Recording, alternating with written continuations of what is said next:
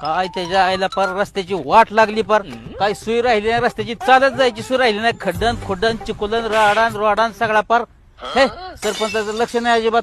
पहिल्यांदा सरपंचाची गाडी घेऊन सांगतोच काय येते आता. हा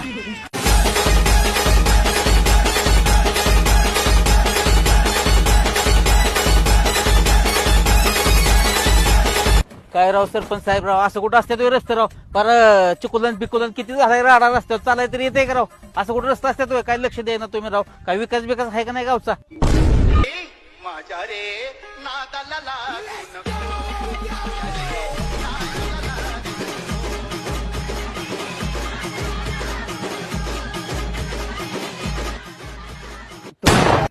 अयो